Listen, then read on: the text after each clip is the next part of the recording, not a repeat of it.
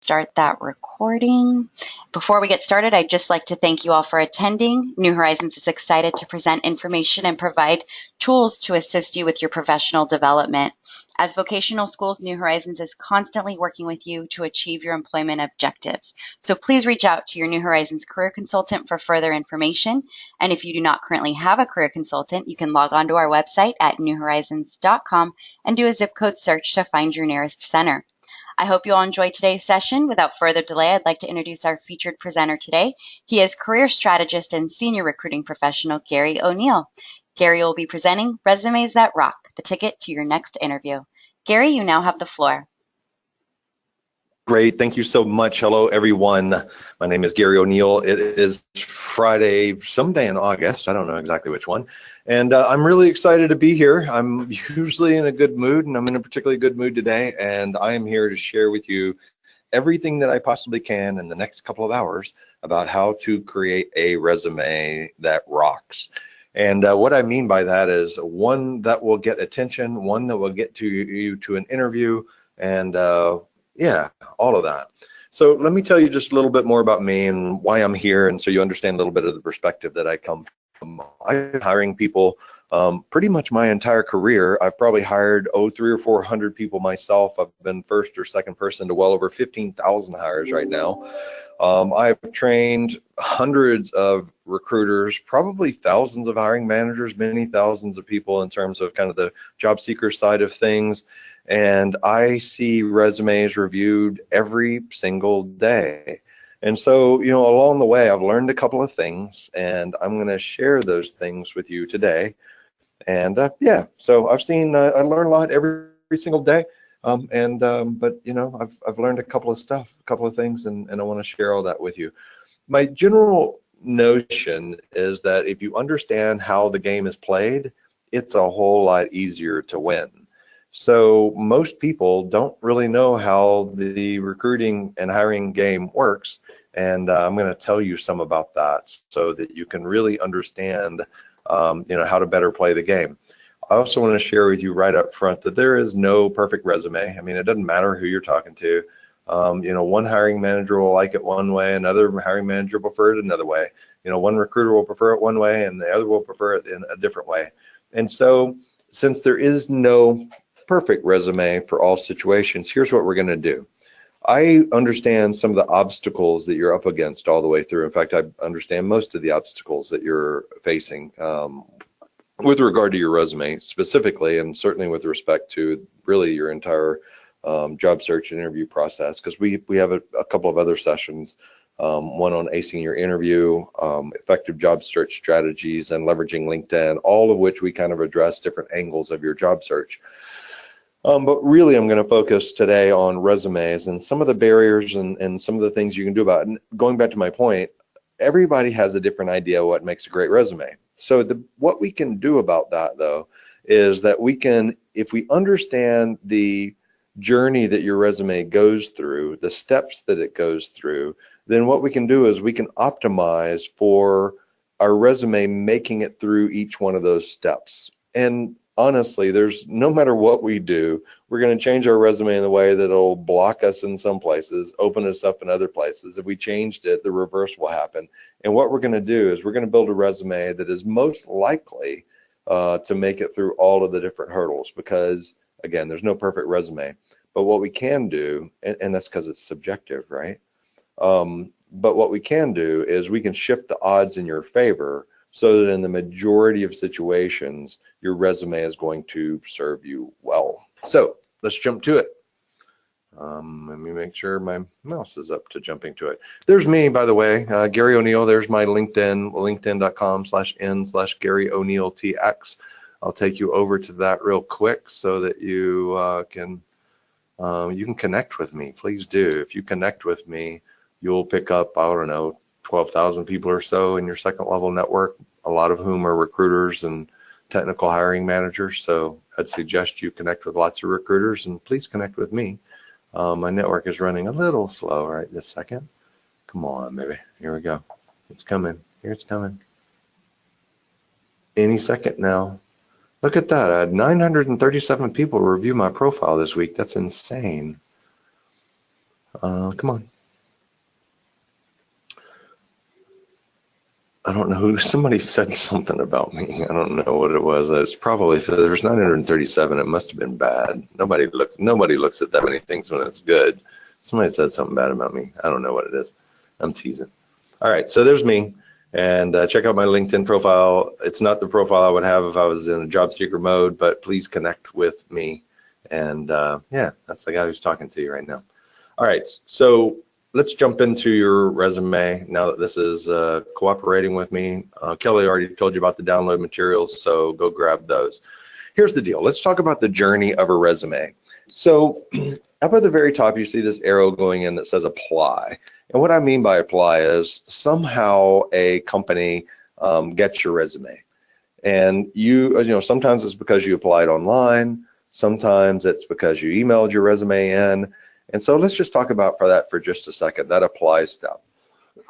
So, you know, we don't post a whole lot of jobs, but when we do, they're posted on our website. I'm director of recruiting for Austin HR. We serve about 175 clients in the Austin area and do searches nationwide. And I got a whole team of recruiters and sourcers and all that stuff. So, you know, when we post a job, it always gets cross-posted on Indeed and a bunch of other sites like Glassdoor and Juju and Simply Hired. Does Simply Hired exist anymore? I don't know, but it gets cross-posted. And what happens there is that people have a choice. So let's just talk about the apply for just a second. You can, like, as an example, if you see a job that's on Indeed, you can either take the shortcut and do the easy apply, which applies through Indeed, which sends us a resume that's formatted like an Indeed resume, not like yours, and doesn't have all your contact information and doesn't have your email address because they send us a Indeed email. It doesn't integrate with our system all that well, and the same is true across all those platforms. So one quick suggestion to you is that when you see a job that's online at a place like Indeed, or even a place like LinkedIn, if you can go to that company's website and apply directly, you'll be doing yourself a favor because it's a lot easier for us on the receiving end when you apply directly through our system than we have to go through those channels. Because what happens is when somebody applies on Indeed, it sends us a weird resume. It isn't integrated into our applicant tracking system. We get sent an email. We have to click on the email. We have to go back into Indeed. We have to get your resume. And so if we're really busy, the likelihood of us reaching out to you is a lot lower than when you apply directly on somebody's corporate website. So step number one, when you apply for a job, I suggest you go straight to the source if you can and apply on the company's website as opposed through the easy apply, right? Easy apply, I've made it easy on you, didn't make it easy on the recruiter on the other end, and your chances of getting responded to go down when that happens, all right? So when you apply for a job or send in your resume by email, which by the way, if you have a chance to send it in by email, do that along with putting it into the company's online system directly. And the reason why is because, like, when we post a job for our company, you know, we let people apply online, but we always have the recruiter's email address.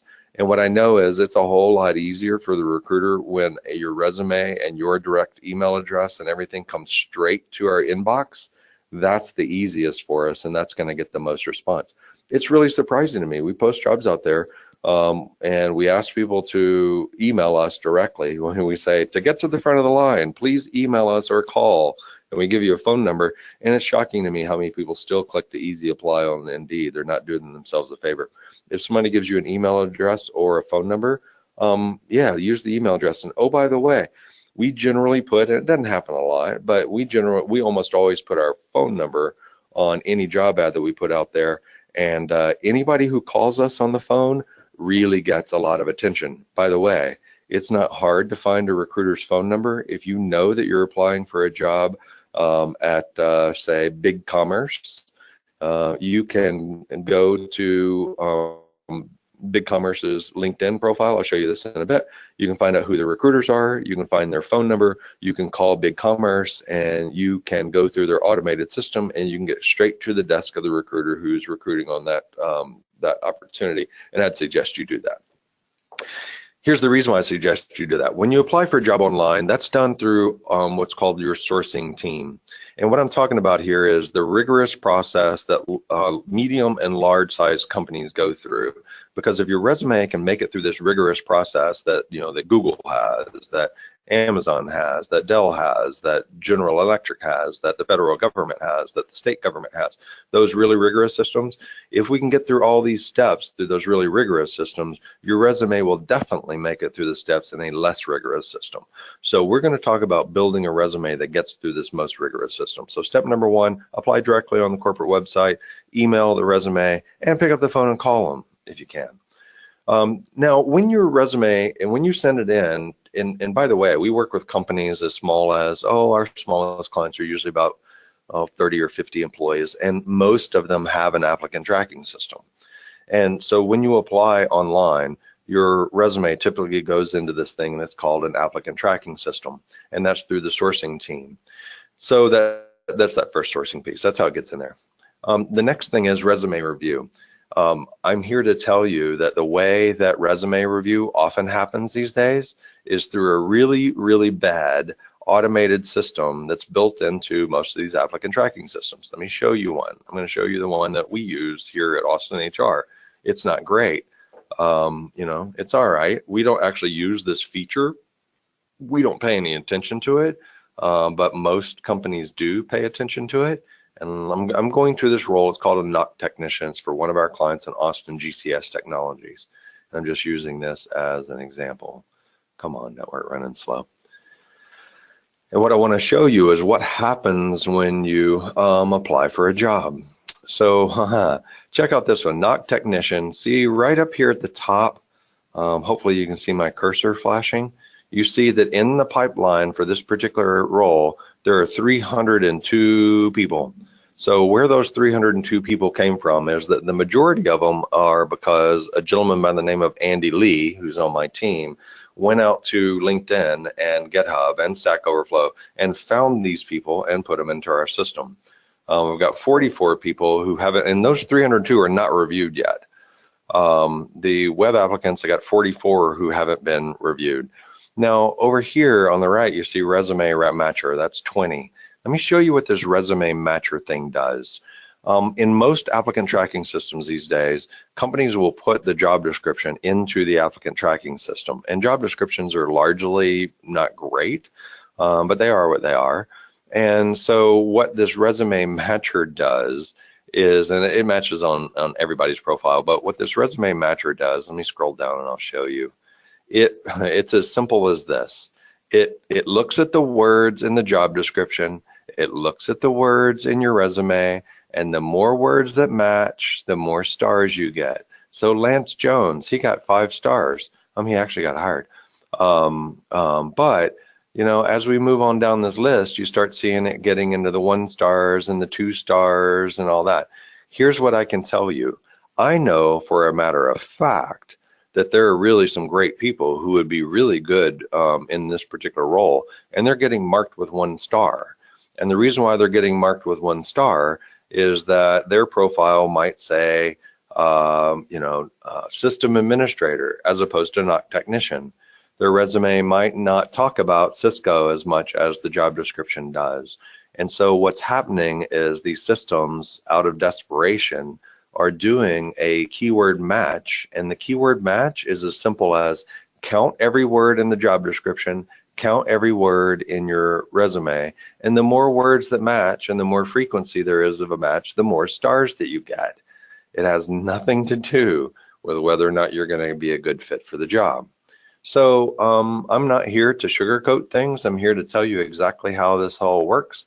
And here's the reason why that's going on. I think it's a really bad idea. Our team pays no attention to those stars because I make us pay no attention to those stars.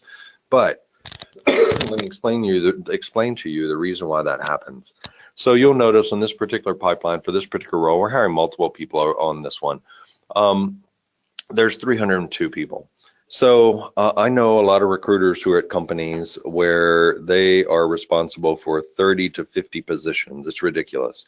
And so you figure, I know some people who say recruiters over at Google here in Austin, and they're responsible for 35, 40 recs. and they'll have a higher response rate than we do. So they'll have as many as 500 people on each one of their positions that they're working on. So when, and where those people came from is Google has a whole team of sourcers who are out there sourcing mostly through LinkedIn and putting people on these jobs, and then people apply for the jobs. So we got 500 people per job times 45 jobs. Let's be generous. Let's just say that it's only 35 jobs that one of these recruiters is working. That's on the low end. That's 17,500 people who are in consideration for the jobs that one of these recruiters is working on. So if they spent 1 minute looking at each one of those resumes, which they don't, so we're going to take 17,500, we're going to divide it by 60. That would be 291 hours it would take just to look through those. So we divide that by 40 hours a week. It would take them 7.3 weeks just to look at all the resumes, and they're supposed to have these jobs filled within 4 to 6 weeks. So it's not possible. So what ends up happening is they use these star ranking systems, and if your resume doesn't rank high in the star ranking system, it will not get looked at. And when it doesn't get looked at, that's when you apply for 100 jobs and you never hear anything. All right? So this is how the game is played. My whole job here is, and you know, there are a lot of really well-intentioned people who will tell you how to build your resume. And what I'm telling you about building your resume is you got to understand how the process works, and you got to get through these hoops. So one of the things you have to do to build your resume so that it works is it's got to be easy for one of these applicant tracking systems to screen, and you need to match keywords that are in the job description, and I'll show you how to do that. By the way, the other thing I want to show you is that when recruiters are looking at your resume online, so in the applicant tracking system, so you know, here we have all these people who've applied for this job, and when we look at their resume, we don't open the nice pretty version of their resume. Recruiters almost never do because it takes too long. So what we see, like here's Ricardo Cortez, Ricardo Cortez applied for this job, and we just see the text version, and we see this small window, right? It's a small window. We just see the very top part of the resume is all we see, and it's in text. So all the columns that you put in and all the pretty tables that you put in and all the fancy formatting that you put in, yeah, the first people who see your resume don't see all that stuff. What we see is this text version, and all those pretty things that you put in your resume get not only taken out, they can make your resume look horrible in text. Let's just flip through a few of these. Yeah, see, right? They don't look great. That one's okay. That one's all right. Notice that their summary section isn't real clear in this particular one. Also note that if somebody puts their name and contact information up in the actual header section of a Word document, some of these applicant tracking systems don't look in the header section of it, so there will be a resume with no name and no contact information on it. So don't ever put your name and your contact information up in the header section of your Word document. Not a good idea. You know, most applicant tracking systems will look at it, ours will, but some of them won't. So this is what we see, right? You get star ranked, and the resumes who are looking through your stuff are seeing a tiny text window. Now, as we're seeing these tiny text windows, keep this in mind, that if I go back to this thing right here, this picture, when we're at resume review, in these large companies, and even in mine, the people who are doing resume review actually aren't even the recruiters. The people who are doing resume review are often what's called recruiting coordinators. These are people sometimes very new to the job. They wouldn't understand the difference between a product manager and a project manager if their life depended upon it. They don't necessarily understand that a Scrum Master actually is a senior software engineer in many cases. And they're looking for keywords. They're looking at the star matches. They're looking at the 4 and 5 word star matches. And they're usually fairly junior on the team. And what they're doing is they're looking at 300 or 400 resumes a day. That's their whole job. Can you imagine that? It would make me crazy. But they're looking at 300 or 400 resumes a day, and the way they look at it is they bring up this resume, they see just the top part of the resume is all they see, and this is really common. Our system is not unique in this regard. And what they do is down here at the bottom of this, I'm moving down here, right? You see there's a red button called decline, and there's a green button that's called nominate. So as they go through this list of 302 people, their goal is to cut that down to about 30 or 40. And what they're going to do is every single one that they look at, they're going to click nominate or they're going to click decline. And that's how the game is played. And yeah, So that's what happens. I'm going to show you how to deal with all this stuff. I just wanted to overemphasize what's going on behind the scenes, because this is what's going on behind the scenes. And this is the reason why you can apply for dozens and dozens and dozens and 50s and 60s of jobs and never hear anything, right? That's the reason why. Okay, cool. So after it gets through resume review, which means that somebody has screened your resume looking at it like I just did, and they click the green or the red button, and you got clicked the green button. Now it goes to a recruiter, and the recruiter's going to do an initial screen, and the recruiter's going to decide whether or not they're going to reach out to you and have an initial phone conversation, right? In the interview stuff, we can talk about what to do with a phone interview that's a little bit beyond this particular conversation, but really all the recruiter's looking to do is, are you engaging? Are you interesting? Are you going to make them look good when they move you forward to the hiring manager? You know, we're just covering some of the basics, is what somebody's doing, and they're just deciding, is it in their best interest to move you forward? Never forget that every single person who's operating in this stream, from where you apply online to reviewing your resume to screening your resume over the phone to bringing you and doing an interview, everybody prior to the hiring manager and the hiring team's goal is to put in front of people candidates that will say, oh, that candidate looks good, right? And it doesn't mean that when the person doing the resume review cuts that pile of 302 down to only 30, it doesn't really mean that they pick the 30 people who are likely to be the best hires. What it means is they pick 30 people that the next person in line is going to go, oh, these resumes look good, and they're going to do it by keyword. The recruiter, when they're talking to you, particularly in these large companies, when they're talking to you on the phone, what they're really looking for is, when they move you forward, will it make them look good? When you get to the hiring manager, the hiring team, are they going to go, oh, wow, I really enjoyed talking with that person? That's really what's going on. It's just people, right? It's just people. Never forget that. And these people have jobs, and their jobs are based upon the fact that they move forward with people that the next person in line goes, oh, thanks, that was a good set of people. They never look at the ones that they screened out. They only look at the ones that they move forward. So once a recruiter, and when a recruiter is doing a screening, so I do that, and I do it really frequently. So as an example, the way that it works is that if one of my people on my team had me set up, and they'll go all the way through, they'll set up the phone interview or the phone interview for me, and then a couple of minutes before the phone interview with Jose, what I'll do is I will come in here, I will open Jose's profile. I will generally do this. Hang on, I want to show you exactly how this works so you know what's happening with your resume. That's the reason why I'm showing you all this stuff. Come on. Our network's running a little slow today.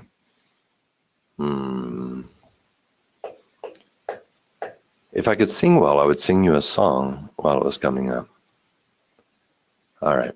I really would, by the way. All right, so look at that. See how nice and pretty his resume is? We didn't see any of that in the text. So what I do is, it's a couple of minutes before my call, I come in here, I'll go, sales expenses, various house, okay, leadership experience. Oh, he's in the Army. Okay, cool, got a couple of awards, great, pull, and I click this. And what I do is I click this thing, which is going to, out of my applicant tracking system, most of them do this for me. It's gonna go run a search, it's gonna go find his LinkedIn profile, and I'm gonna go straight to his LinkedIn profile. I'm going to look it over. I'm going to prepare myself for a couple of minutes is what I'm going to do. And then about the time it's time to make the call, I'm going to come back into here and I'm going to look at the phone number. I'm going to make him a call and someone's going to answer. I'm going to say, hey, Jose.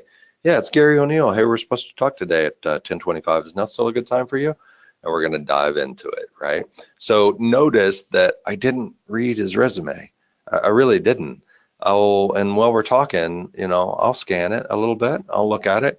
But even at this point, very often somebody isn't reading your resume, right? Nobody's read it yet. So the first time it gets read is the recruiter moves you forward. We get you in front of somebody who's going to do a real interview. It's a hiring manager or somebody who's on the hiring team. And if you're lucky, that's the first place that somebody's likely to actually be reading your resume. They're going to read a lot into your resume.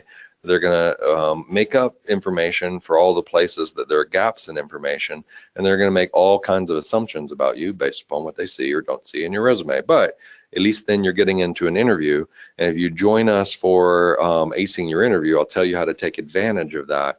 But just know that I think it's reasonable that you assume that someone's reading your resume. And it's reasonable that you would write your manager for what the hiring manager wants to see. I'm here to tell you that that's not how to get your resume through the process. You can have a beautiful resume that the hiring manager might really love, and if it didn't make it through the star ranking in the applicant tracking system, and if it didn't have the right keywords for the keyword screening person who doesn't really understand the job, and if it wasn't there to support the recruiter in the call, then your resume never makes it to the hiring manager.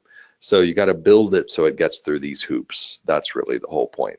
Now, once you get to the real interviews and stuff, now your resume kind of doesn't matter so much. I mean, you're already in play, and it shifts over to your interview is what matters a whole lot more than your resume at that point in time. So interestingly enough, people build their resume thinking it's going to get read. Imagine that. And people build their resume thinking that it's about getting it to the hiring manager. And what most people don't understand is that what you really have to do is to build it to get through the applicant tracking system, build it to get through the resume reviewer, and build it to get through the initial phone screen. Those are the places where you target your resume, not the hiring manager. All right, cool. So yeah, there's all that. So let me pause for just a second. We're a little ways into it. I don't mean to beat this subject to death, but everything else I have to tell you is based upon your fundamental underlying understanding of how this game is really played. And I don't know about most of you, but I suspect that most of you might be really surprised by some of what I just showed you or told you about. Kelly, we got any questions? Anything? I'm gonna Yeah, we've received a few, some of which you're going to go over, so I'm not going to ask those right now. But we did receive one that said this person attended our LinkedIn training, and they said that you had mentioned that recruiters hardly ever contact applicants that apply, and that you search for them, and that you search for your own candidates. So they're wondering if it's worth their time to apply online. You know what? It is worth your time to apply online, and here's the reason why. Is that it's so funny, even if you come on the inside and you talk to recruiters, right? Well, the funny thing about it is that we never know where the answer is going to come from. Sometimes it comes from somebody we found on LinkedIn. Sometimes it comes from a referral. Sometimes it comes from somebody applying online. Sometimes it comes from somebody who I met at the grocery store, quite frankly. I mean, you never know. So as a recruiter, you try not to shut down any avenue. So the flip side is true too, which is because now the truth is that more recruiters, there's something about this game of going in online and finding your own people that somehow makes most recruiters have a greater affinity with the people who they found on their own than the people who applied for the job. I don't know why. I mean, it just kind of is that way. Maybe it's the thrill of the chase or something like that. I can't explain it, but it's really true. But the thing is, since you don't know that, you may as well. In fact, I suggest you apply online. I suggest you send them an email message. I suggest that you send them a tweet if they're a Twitter user. I suggest that you find them on Facebook. I suggest that you call their phone. I suggest that you meet them at the grocery store. My point is that I would not eliminate any option. You know, if I was in job search mode, here's what I would do. And join us for effective job search strategies. What I would do is I would identify at least, I'm going to give you a big number because it might scare you, but it wouldn't scare me. I would identify 200 companies that have the kinds of problems that I solve. I would identify 3 people at each one of those companies, a recruiter, a potential hiring manager, and a peer. I'd put together a campaign of outreach that's going to go through LinkedIn, it's going to go through their email address, and even including some phone calls that I'm going to make. And I'm going to touch those 600 people once a week over 3 weeks, which is 1,200 contacts, and I promise you something is happening. So that's a long-winded way of saying, no, please apply for online too. You know, take every avenue you possibly can. It's a very, very, very noisy world for recruiters. Recruiting is a very, very, very busy job, and your odds go, you know, it's kind of like, it's not like the lottery because it doesn't work like that. The way it works is more like a raffle. If you have 5 tickets, you have a greater odds of winning. So if you have 5 ways of being in front of everybody, you have more opportunity to win. Because you got a recruiter at Google who's got 17,500 people looking at them, all right, or trying to get a hold of them, cool. So if you reach out to them through multiple channels, your odds, you know, if you only applied online and you got 1 in 17,500 chance, If you apply online and send them an email, now you got 2 out of 17,500. If you call them on the phone, you really knocked your numbers down. So take every avenue you can. All right, thanks, Gary. Another person asked, what are your thoughts about adding a QR code to your resume? All right, so that's a great question because it makes me think. So in technical roles, I think that it probably couldn't do you any harm. It might do you some good, and it might make some people go, if you're not in the technology space, I think people would think that it's weird. And that's a good way to share with you that I don't think that hiring is about one big decision. It's a whole series of micro impressions. And this whole series of micro impressions, and I'm gonna use noises to demonstrate it. At multiple steps, people are either going, oh, I like that, essentially, or they're going, I'm not sure, right? The file name of your resume makes people go, oh, okay. As an example, if the file name on your resume is GaryO'NeillResume.com, assuming your name is Gary O'Neill, it'll be, oh, that's really clear. I see people all the time that what they have is G. O'Neill sales resume 8/2007 V2. And that makes me go, what other resume do you have? You have other sales resumes? Is this just the one for August? How many versions do you have? I mean, what the heck is going on?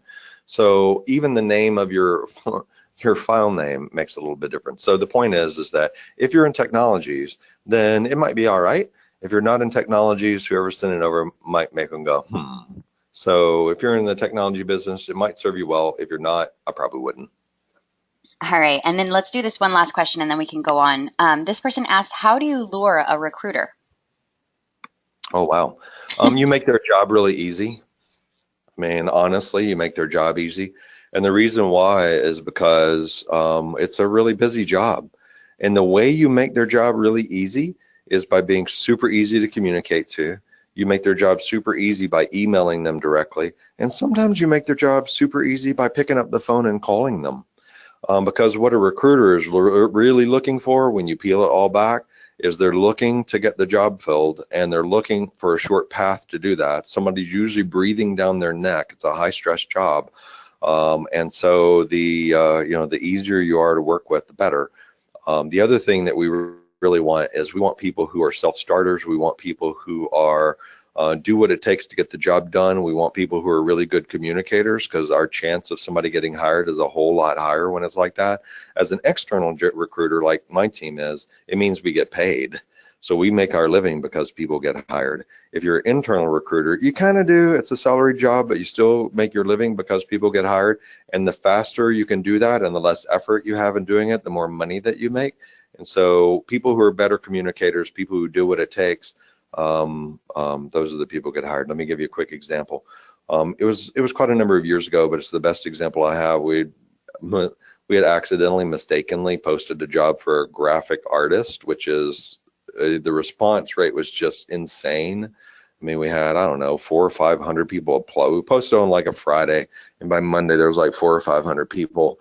We looked at about the first 20 out of the, and it's a pretty easy job to fill. We looked at about the first 20, reached out to about the first 10, 20, got 5 people in a hurry, and presented them over to the client. It was Houghton Mifflin Harcourt, because it was a graphic designer for books, is what they were doing.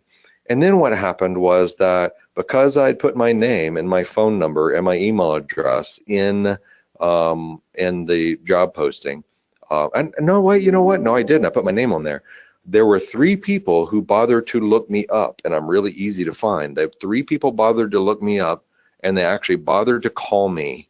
And all 3 people who called me got presented to the client. Everybody else who didn't call me, so mostly about 475 people who didn't call me, didn't get considered. And one of the people who reached out to call me is the one who got hired.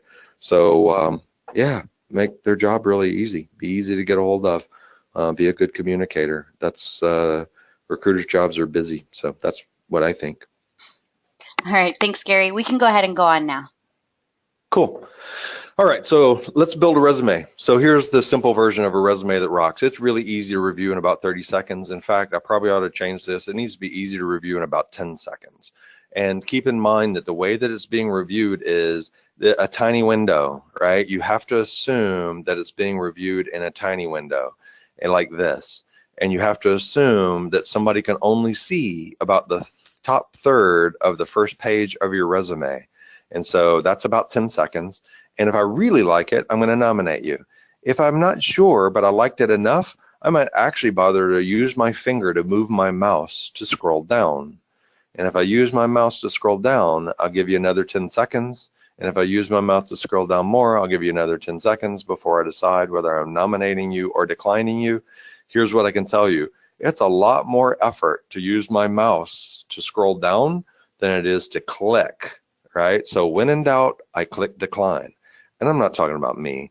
I'm talking about these people who, and we're talking about these rigorous systems. Here's what I promise you. There are plenty of recruiting coordinators today who on Friday are having to review 500 resumes. They're clicking through them as fast as they can. They'd really like to get out and go out with their friends tonight, and their eyes are bleeding by the end of the day. And it's a whole lot easier to hit decline than it is to scroll down. And at the end of the day, it kind of doesn't matter, not only to them, because there's so many people under consideration, that it's not a great answer, but it's the way that things work. So yeah. So make your resume really easy to review. The top third of the first page of your resume is the most important part. That's the intro section. The intro section needs to be about your future, not about your past. If you make your work history is about your past. Your summary section of your resume is about your future. This is critically important if you're in job transition, because if you're in job transition and you are or used to be a nurse and now you're transitioning into IT, and the intro section, the top third of your resume that I see in that little text box, if it talks about being a nurse, I'm going to hit decline, right? I'm not hiring a nurse. I'm hiring an IT professional. Next, right? So the intro section needs to be about where you're going, not about where you've been. It's really important that you paint a picture of yourself in the role that you're applying for or that you're going to be in, because if you don't paint a picture of yourself being that kind of professional that you're moving into, and if in your resume you hesitate and you say, well, I'm really looking for a chance, I'm looking for an opportunity, I'm a nurse transitioning to IT, the answer is next. I'm not looking for a nurse who's transitioning to IT. I'm looking for an IT professional. Let me just sidebar for just a second. I had a conversation, I was at an event yesterday, and a bunch of people come up and say, well, if people would just give me a chance. If you have this feeling, if people would just give me a chance, here's what you're asking them to do. You're asking someone to open their wallet, and you're asking them to hand you money, and you're asking them to take a risk that you're going to be able to do this work, and you're asking them to pay you to take a chance on you. That's unrealistic, right? That's unrealistic. I know that emotionally it feels that way. Logically, that doesn't make any sense. So here's what you have to do, is that people hire entry-level people all the time, and people hire people who are in transition. But if I see you as an IT professional, oh, by the way, you used to be a nurse? Okay, awesome, cool. You're entry-level IT person, nice. If I see you as a nurse transitioning into IT, yeah, you're a nurse. So you need to look like an IT professional, or if you're in medical billing and coding, look like a medical billing and coding specialist. The intro of your section needs to be forward-looking, and it has nothing to do with what you did in the past. It has everything to do with what you're doing in the future. I can't overemphasize that. Certifications, make them stand out in your resume, particularly in the top part, and here's the reason why. If you're in career transition especially, and you don't have a lot of experience doing the work that you're going to be doing, then your certifications make you lower risk. Business is about managing risk. The most risky thing that a company can do is hire people. People cause every problem that exists in a company. They do all the great things too, but all the horrible things are done by people. And so hiring people is really, really risky. Hiring managers don't like to do it because they're not confident in their ability to hire the right person. The failure rate is really high. So it's a very difficult thing for companies to do. With certifications, particularly if I'm hiring at entry level, although there are some awesome people who are not certified, there are very few people who are horrible who do have certifications. So make your certification stand out. It reduces the risk of hiring you and giving you a chance. And I would remove that "give me a chance" from your thought process and your vocabulary. It isn't going to serve you well. And I know all of you don't feel that way, but if that's something that you've been feeling, somebody needs to give you a chance, Try to remove that from your space. Nobody has to give you a chance. It's all about earning it and being the professional who you know that you can be, and be confident of your ability to go in and solve problems, right? Um, I'm not trying to be harsh. I'm trying to say that if you shift your worldview a little bit away from looking for a chance and looking for a job, and instead focus on solving problems for others, things are going to go a whole lot better for you, and your resume needs to reflect that. You need to make sure that, so a resume that rocks, make sure that your qualifications, whatever they are, make sure that they're clear, that it's got lots of keywords to match the job, because these applicant tracking systems are going to slice and dice you and rank you based upon the keywords matching to the job description. I'll show you how to do that. You need to make sure that your resume converts cleanly to text. You can do a save as in Word to make sure it saves cleanly to text, and that your work history focuses on, you know, people talk about transferable skills. I'm going to talk to you a little bit differently about it here in just a little bit. And how to make your work history relevant to where it is that you're going, right? Yeah, so let's do that. Let's never forget these things, and all of this stuff I think I've already told you. The purpose of your resume is to get an interview. That's it. It's a marketing and sales piece. It is not a biography. It's about where you're going more than it is about where you've been. It's not a biography. It's not a history lesson. It's not a legal document. It's none of those things. It's a marketing piece. Less is more. No one hires you because of your resume. And just like a marketing piece, you want to leave people, if a great resume is one that makes somebody go, oh, wow, I'm really interested. I need to learn more. So the way you learn more is by actually not putting everything in your resume, because there needs to be questions that somebody wants to talk to you about and things they want to talk to you about. Less is more in your resume, I promise you. Think about that screener who's screening 500 resumes today.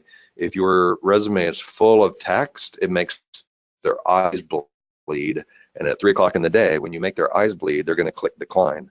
When there's white space and there's bullet points in your resume, when they open it, they go, ah, right? They just made this decision. I like you. And we have this thing as humans called confirmation bias, which is once I've made a decision, I want to reinforce my decision. At the moment that they open your text resume in their applicant tracking system and there's white space and it's easy to look at, they now like you, and they're psychologically in the mode of trying to like you more. Right? If it's crowded and ugly and all that kind of stuff, they don't like you. Their eyes are bleeding. They're going to go straight to the red button, and they're going to decline you because they don't like you, right? And they're judging you because of those things. I'm a little bit of a study. I watch subtle human behavior. That's what I do for a living. So I exaggerate those things a little bit to make a point. All right.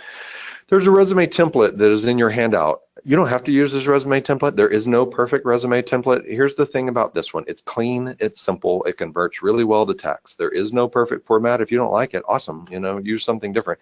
Here's what I know. I make my living because people get hired. Most of the time I don't modify people's resumes, because by the time we get to the point where we're presenting someone, we have a really close relationship with the hiring manager. We can essentially twist their arm to get them to talk to people.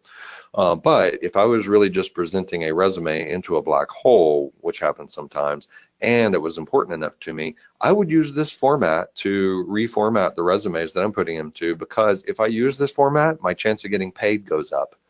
And again, not to be crude, it's just to make a point. I make my living because people get hired. And if I took your resume and put it in my format, the chances of me getting paid just went up. So that's the reason why I've developed this one over many, many years, and it works. You know, I mean, it's kind of like that fishing lure that you just happen to know. I mean, I just happen to know it works. All right. So let's get into it. Building your resume is an iterative process. I suggest you do not start at the top and work your way all the way down and you be done. I'm going to show you how to do this in several iterative processes. We're going to start by talking about your contact info, just because it's easy. And then we're going to go into your work history and how to build that. We'll talk about the education section, which again is easy. And then we'll go back to the summary and introduction section, which is the hardest of all them all, and it's the most important of them all. So without further ado, let's jump right into it. Your contact information, that's the top part of your resume. It's not in the bullet points here, and it needs to be. I didn't even really think about it until just today, quite frankly, when I was going through that.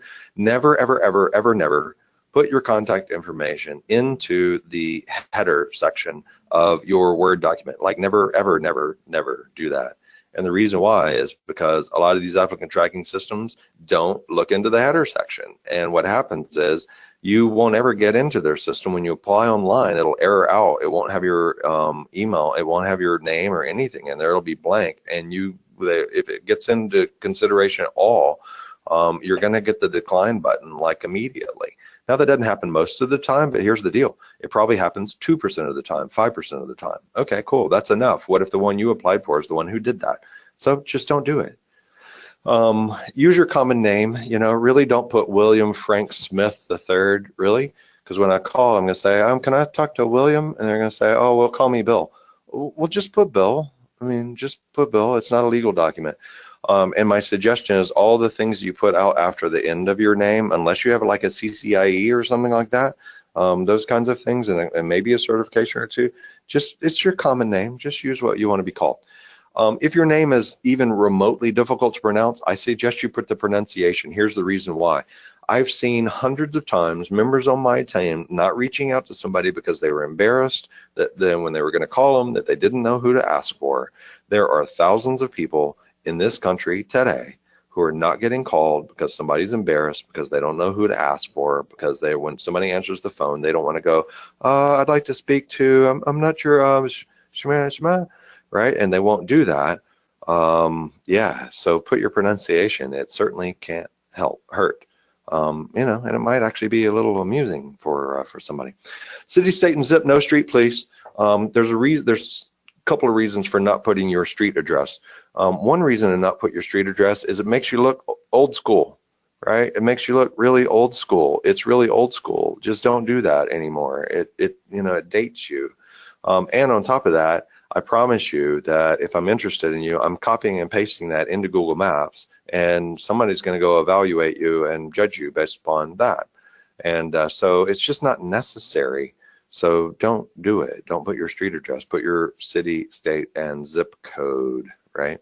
One phone number, please, not two. I don't want your home phone number and your mobile phone. If you have to, give me day and evening. And what's even better is only give me one phone number. And if you don't have just one phone number, or you don't want to give out your mobile phone number on your resume, use Google Voice. Go get a new phone number. It can be any area code that you want it to be, and it can ring multiple phones all at the same time. Just search Google for Google Voice, and you can go get a new phone number, and it'll ring your phone. For a professional email address, please. So AOL, yeah, don't, right? Just say no, don't. Earthlink, yeah, don't. I mean, stop. Don't do that anymore. Not on your resume. Hotmail, probably not. I mean, really? It's okay. I know it's convenient for you. Here's the deal. Your convenience can lead you right into the decline button.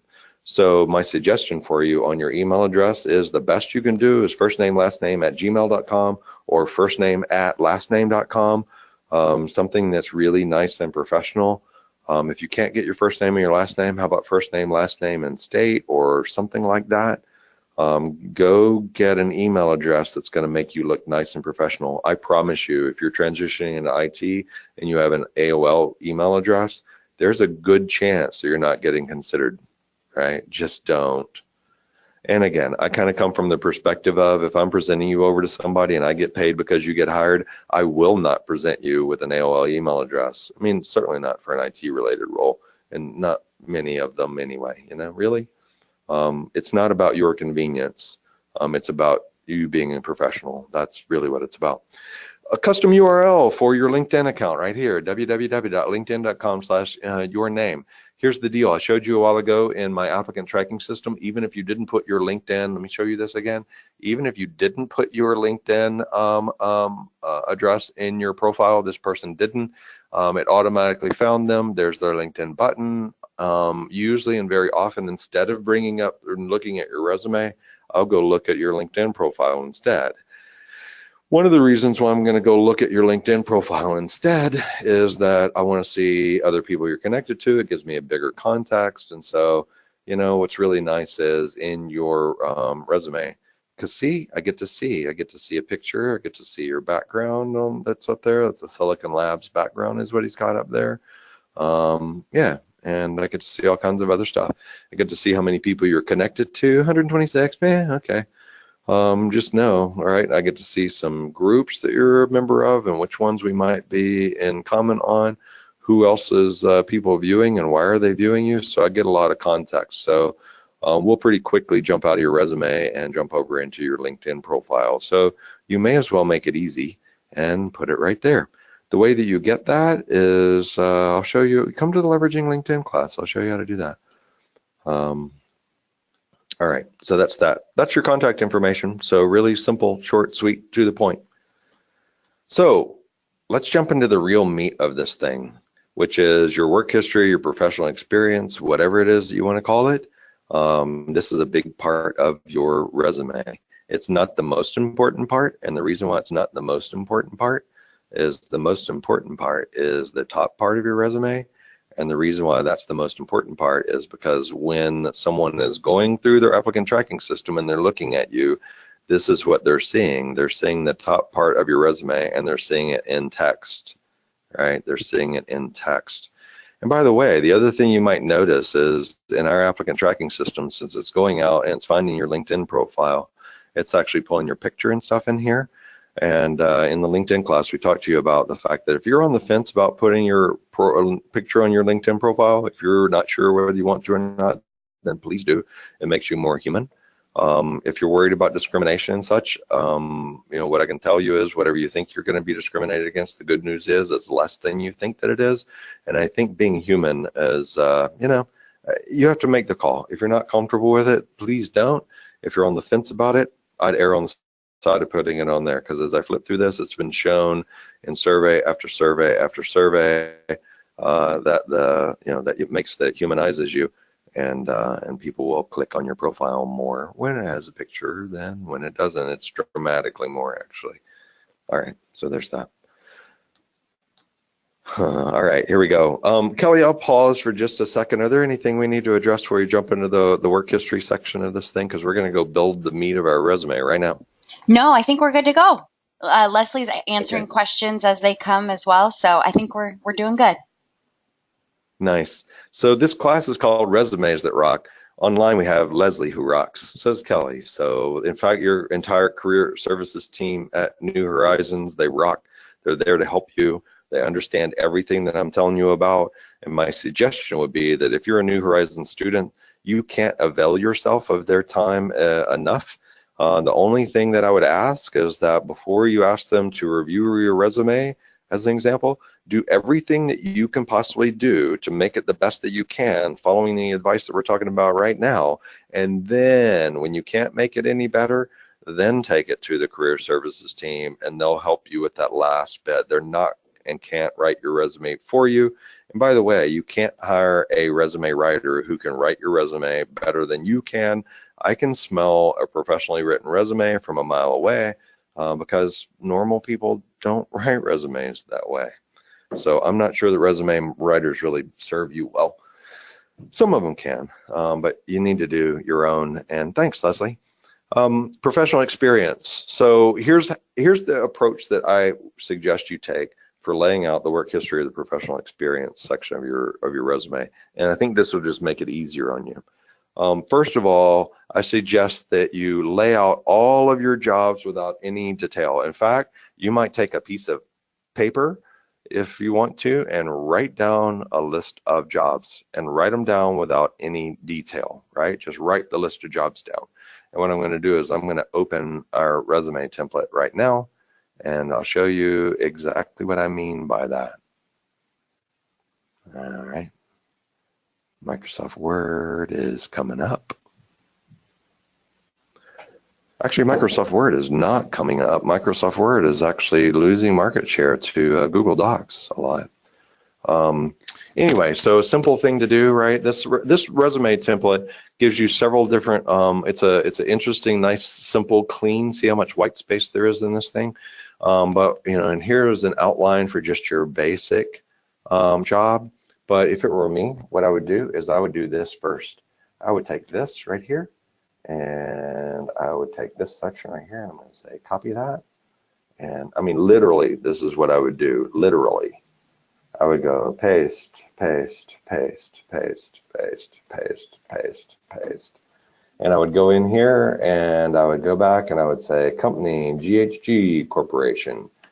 Actually, that's not true. I would go down here, and I would say Magic Time Machine. C-H-I-N-E, Magic Time Machine. And then I'm going to go back up here and I'm going to say GHG Corporation. And then I'm going to say Paranet. A-R-A-N-E-T. And then I would say Cool Hires. And then I would say Talent Branders. And then I would say Austin HR, right? And look, I got too many of them. I get rid of that. There's a couple of others though. But I would literally just lay out my jobs, right? Just literally lay them out like that. Those are all the places where you worked. So lay it all out. The next thing you ought to do is fill in your titles. You can do it at the same time if you want to. You know, you don't have to do all the jobs and then the titles. You can do them any way that you want. But my point is, get all this stuff laid out. Lay out your jobs, use titles that describe what you did, and put months in your dates, right? So let me show you what I want you to do, or what I suggest that you do. So I didn't hold this title, but a lot of people did at Paranet. The title that a lot of people held, in fact, most of the people in our company, regardless of what you did, were referred to as technical analyst, right? Technical analyst. We were an IT services company, and there were network engineers at all levels. There were administrators at all levels. We had Microsoft specialists. We had SharePoint didn't exist, but we had Exchange administrators. We had CC Mail. Do any of y'all remember CC Mail? All kinds of stuff, right? We had Cisco specialists, but we were all called technical analysts. No senior, no junior, no none of those kinds of things. If you ever have the chance to pick titles inside of a company, I suggest that you don't worry about titles much and give everybody the same title. It cuts down on pegging order and all kind of weirdness like that. But my real point is that no one will ever search for technical analyst. Technical analyst will not match anything in a job description. It will not help you with your star ranking. And when somebody looks at your resume, once they finally look at it, they'll have no idea what technical analyst means. If you were in the military and you put first lieutenant, yeah, you know, it doesn't matter, right? I mean, your rank doesn't matter. So what I suggest you do with your titles is use titles that actually mean something. So as an example, you know, at Paranet, somebody could have been network engineer, right? So fill in your titles with things that actually make sense. Now, the other thing I'm going to suggest to you, and this is in our notes later on, is put multiple titles, right? And you might not have been IT. I'm just using this as an example. Network engineer, system administrator. I'd probably put in Unix, right? I put in Linux, whatever it was, right? I'm going to do that. Now, you might have this, right? You might have had a situation where you had promotions. So what you might say is, well, I was receptionist, but what you would start out, maybe you ended up as office manager, and let's say you were administrative assistant, administrative assistant, receptionist. So what's going to become really obvious here, that when somebody sees this as your title, is this makes it really clear that you had promotions, right? Office manager, administrative assistant, receptionist. Somebody's going to see just from that you ended up being office manager and you started as receptionist. I'm jumping ahead of things, but one of the things I'm going to tell you is that larger chunks on your resume are better than smaller chunks. Because for this one, our other alternative was to do something like this. So let me show you. The other alternative would have been to do this, would have been to have one that says office manager and another one that said administrative assistant, right? And another one that said receptionist, all right? So one, it makes your resume a whole lot more work because now you have to put something under all three of those. And two, if somebody's moving fast and they don't really notice this, they're not going to obviously see the career progression. And if each one of these things was only about 18 months long and it's in your LinkedIn profile that way, they're going to see that you didn't hold a job for more than 18 months during this period of time. That's ridiculous, you say. Yeah, I'm telling you, somebody's looking at your resume for 10 seconds before they're figuring out the decline button. So you will serve yourself much better that rather than showing promotions by breaking them into pieces like this, let's get rid of all that. Let's go back to this. That's going to serve you a whole lot better. All right. So back to this piece. Lay out your jobs without any detail. Lay out titles that describe what you really did. Put in multiple titles to show promotions. Put in multiple titles if that's what it needs to better demonstrate what you did. And if there is a way to change your titles so that it better matches words that are in the job description, please feel free to do that. Now, sometimes your past jobs didn't have anything to do with that, so at least lay them out and tell me what you really did by giving me titles, right? That makes sense, not whatever title you actually have. This is not a legal document, right? It's not a legal document. Use months in your dates. And the reason why I want you to use months in your dates is because if you pause when I say using months in your dates, I'd be willing to bet you that the #1 reason why people pause with that is they say, yeah, but that's going to show gaps in my resume. Yeah, and every recruiter knows that. And so even if you aren't trying to hide things, as soon as you don't put months on your dates, my assumption is you're hiding things. And so if you were interviewing with me and your resume said, 2012 through 2013, if I'm in a good mood, I might say, hey, so what, you worked over there for like 2 days, December 31st, 2012 and January 1st? Man, what'd you do for those other 2 years? So when you just have years in your dates, my assumption is that there's something you don't want me to see, and we just started our relationship with an integrity problem, and recruiters kind of go, what? You think that I don't understand what it is that you're doing? And so the idea that you're going to hide something from people by doing something like that, from people who do this professionally, it's not only not going to help you, but it's going to insult the people who you really want to work with, and it increases the likelihood that you get declined. So use months in your dates. And when you use months in your dates, instead of putting May and June and spelling it out, please use numbers. It makes it easier for me to do the math in my head because I'm going to do the math, right? I mean, you may as well. We're going to do the math. That's how it really works. So there isn't anything that you can do to make that reality change except to support it. Somebody asked earlier, what can you do to engage recruiters? Be easy to work with. Put months in your dates. Use numbers to show your months. Be easy to work with, right? We'll like you more. All right, bigger is better. Group promotions, group acquisitions, group relocations. So what you have in your resume at first is all of your jobs laid out. You group promotions, you group acquisitions. You don't need to show, if your company name changed, who cares, right? You don't need to break that out as a separate thing. That had nothing to do with you. Relocations, okay, cool. So you were doing the same job in LA and you got transferred to Chicago and then you got transferred to Atlanta. Awesome. I don't need to know that. It doesn't matter. This isn't a legal document. This is about broad brushstrokes of your accomplishments over your career. So here's an example one, 529 through present, Acme Incorporated, previously XYZ Corp. If the only reason why I would even suggest you put previously XYZ Corp is that you worked at XYZ Corp. I'm kidding. But I wouldn't put the name of the previous owner of the company unless somehow that company has real name recognition, because kind of who cares? I mean, really, who cares? You currently work for a company I've never heard of, which most of us do, right? 80% of all of us work for small and medium businesses. And by the way, you'd be shocked how many billion-dollar companies there are you've never heard of. So most companies you're going to have on your resume I've never heard of, and so kind of going from 2009 through present, I worked for a company you've never heard of that was previously another company you've never heard of. Yeah, get rid of the black. Less black on your resume is good. Get rid of the words. So unless it really meant something. So as an example, 5 through 9 through present, this robotics company previously Google Alphabet. Okay, that's interesting. But other than something like that, if the previous owner wasn't more interesting, don't put it. The other thing that shows here, office manager, administrative assistant, receptionist, obviously I like that example. It shows that you had promotions. It makes chunks bigger. So bigger is better after all. All right, so there's that. Let's talk a little bit about how to address gaps in employment. So here's the deal.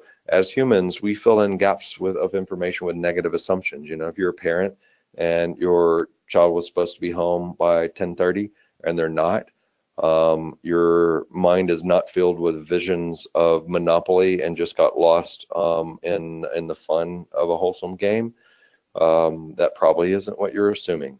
So the same thing is true. We as humans fill in gaps with negative information because the ancient brain that's inside of your head, the brainstem, is in survival mode, and it decides all kinds of crazy things. It's called the amygdala, by the way. And so negative, it's safer to make negative assumptions. So if I'm not sure whether or not you're going to attack me, it's safer to do that. So we duck and cover is what we do naturally. So gaps in information are filled in with negative assumptions. So don't have gaps in your resume, because the truth of what was going on was probably not as bad as the negative assumption. People don't like it. Even if they're not aware of their negative assumptions, they have them, right? So, oftentimes it's because you were in job transition. Oftentimes it's because you're a family caregiver. Sometimes it was because, career transition, education. My suggestion is you tell your story. Just tell your story. Here's one, 5/2009 through 8/2009, job transition. There it is. Put that on your resume. Laid off as part of a group of 30 due to Acme downsizing. Continue. That's because there was like a reduction in what is it, Roadrunner catching equipment, whatever it is that Acme sells. And then continue education to prepare for CompTIA A+ certification. I imagine there's some of you on this call who don't know Roadrunner. Probably should use more topical examples of that. And some of you wouldn't know the more topical ones either. I guess I can't win for losing on that one. But yeah, do that, right? So fill it in. I'm not saying that this is easy, but here's one. 5/2009 through 5/2011, family caregiver. That's all you have to say. What if you saw a resume that showed that and said family caregiver? You're not even going to ask a question. You're simply going to be glad that it wasn't you, and you're going to have some compassion for the other individual. Career transition, education. Tell your story. So fill in the gaps in your employment with what the real story is, and you'll be good. All right. Kelly, what have we got? Any questions or anything that are out there? Because here's where we are. We have all our jobs laid out. We have titles under each one of our jobs. We put months with dates. We collapsed promotions into one role. We collapsed transitions and relocations into one. We collapsed acquisitions into one job. And we filled in gaps with a placeholder. And in that placeholder, we just put the months and the stuff and some simple title like career transition or family caregiver or whatever it was. And yeah, that's where we're at now in building our resume. And we're about to shift over and talk about how to put the details under each job. Yeah, Gary, we had one question, and this question we get often, but what is your advice to older applicants? Should they not list pre-2000 experience? Okay, cool. So here's what I can tell you about that, which is you can ask 50 people and you're going to get 50 responses. So let me first take a step back and tell you the perspective that I have with regard to the answer I'm about to give you. And the perspective I have is what gets me paid, right? That sounds crude, but it's what gets me paid. Now, when you translate what's get me paid into what gets people hired, so, right, but I've got a very real reason why people getting hired matters to me. It's because that's how I make my living. So here's what I can tell you about that. I have had more instances where, because I don't necessarily meet in person everybody that I present over to clients. I've had the uncomfortable conversations with hiring managers and others before that said, hey, this person just came in and interviewed and, they were in their mid-50s, maybe even late 50s, and I don't really care. But, I was kind of under the impression that they were probably in their mid-30s or so. Their resume chopped off about 10 years ago, and if they're going to mislead me about that, then, I don't know what else they're going to. Here's what I can tell you, and this is from first-hand experience. I have had more people declined by clients who I presented candidates to for the feeling of an integrity issue, for them feeling like they were misled, than I have for people that I have from ageism. So I believe that the risk that you run of somebody having an issue with feeling misled is greater than the risk that you run of facing ageism. So that's just me, right? I would never present anybody over to a client knowingly where they had a misset expectation as to somebody's level of maturity, which is really what it's all about. So yeah, I think that no matter what your past is, I really honestly believe that your best bet is to embrace it. You don't spend a whole lot of time on things that happened way in the past because they become a little less relevant than the things that are in the future. But regardless of whatever your past was or whatever your situation is, embrace it, own it, be proud of it, and I think that will serve you better.